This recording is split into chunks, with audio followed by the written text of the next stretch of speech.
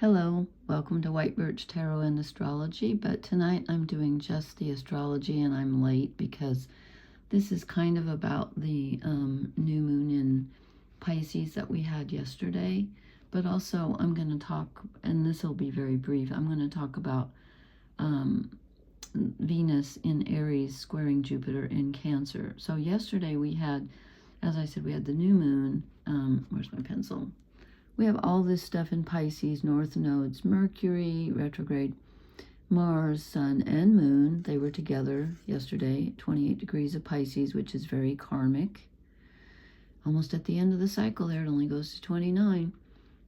And then we have a lot of Aries. We have Neptune, Saturn, Venus, and Chiron. And so there's this real feeling of being torn between the past, this watery energy that's kind of dreamy and imaginative, and you're not sure where you're going, and things seem kind of confusing, and there's a lot of longing. And then this fiery energy where you're like, I want to do this, and I want to be independent, and I want to go, I want to do something. So the new moon that we had was sextile, which is positive, Uranus and Taurus. And Uranus is sudden revelations. It can be information coming in. And when it's in Taurus, which is an earth sign, it can be something literally changing around you physically, like lightning or just an earthquake. I mean, or just even a change of residence, just something. Or it can be an idea. It's progressive energy. It's a new way of looking at things, but something can, really strike you. Dreams. A lot of dream energy here. I bet your my dreams are weird. Are your dreams weird? Let me know, because mine are like off the charts weird. Really, why did I say charts, plural? I don't know. Anyway, also the new moon was in good conversation with Pluto in Aquarius, which also, Pluto rules Aquarius. No, it doesn't. Uranus rules Aquarius. So we had Aquarius energy and Uranus energy in with this new moon, so it's very progressive and new ideas coming in.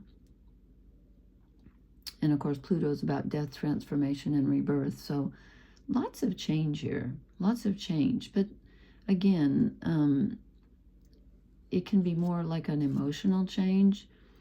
I don't see a lot of, the only physical change I see is this Uranus in Taurus, and we do have Saturn in Aries, but it's just starting and it's conjunct Neptune, so that slows it down a bit.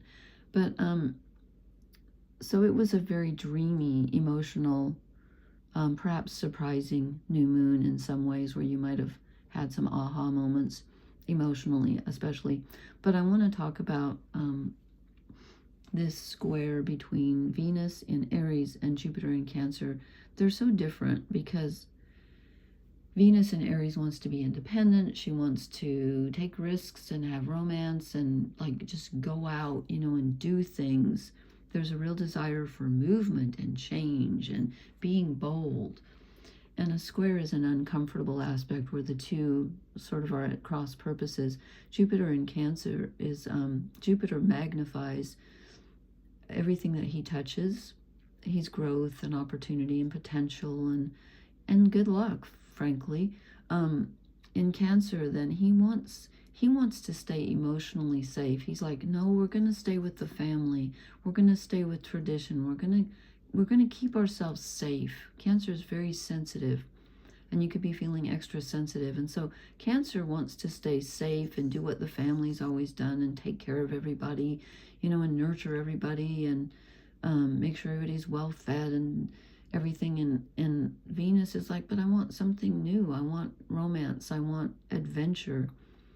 So they're not exactly on the same page. So there could be a difference there. And there was something I wrote in my notes here. Oh, when I was writing about the new moon in Pisces with Mars and Mercury retrograde there, and Mercury was conjunct the North Node, I said there was a lot of dreamy, emotional energy that has a lot of potential, but it still refuses to let go of what it's learned in the past. And there's a feeling of being able to touch and feel our dreams, and we can almost feel like we're swimming in them, but how to achieve them can feel a little confusing. And then I put more than a little confusing, actually. So my advice is to let yourself dream big and know that in a very real sense, anything is possible. But again, as all of this Pisces energy recently has been telling us, you have to have faith and allow the path to unfold in front of you. When it does, you can't force it. And I just wanted to read that because when I looked at that before I posted just now, I thought, oh, if you watched my tarot reading, it sounds like I'm saying terror. It's not a terror reading, it's tarot. If you watched it from last night, that's kind of what it said. So that was interesting because I recorded this before I did the reading. I just put it on my phone. So anyway, there's lots of Pisces stuff. We're still in the karmic mix-up. We're still being, pulled toward the new, having a vision of what we want, but we're not actually acting on it yet. But there's stirrings, the seed is the full moon, or the new moon lasts for like 3 nights where it's dark. The seed has been planted, and you can plant the seed, especially if you kind of realize what you want. Excuse me, I feel like I'm going to yawn. I so rarely yawn.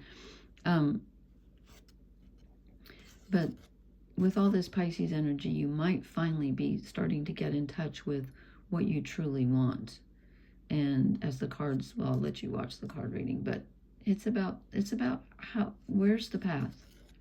Where's the path that will lead you to what you truly dream of in your heart of hearts?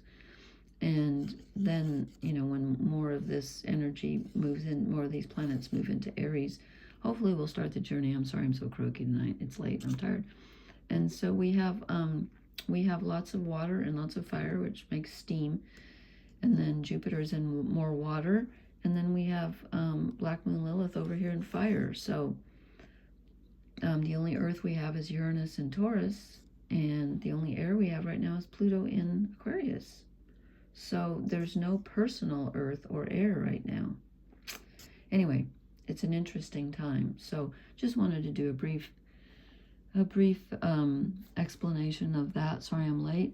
And I will post again in a couple days because, and actually the square between Jupiter and Venus doesn't become exact until the 22nd of March.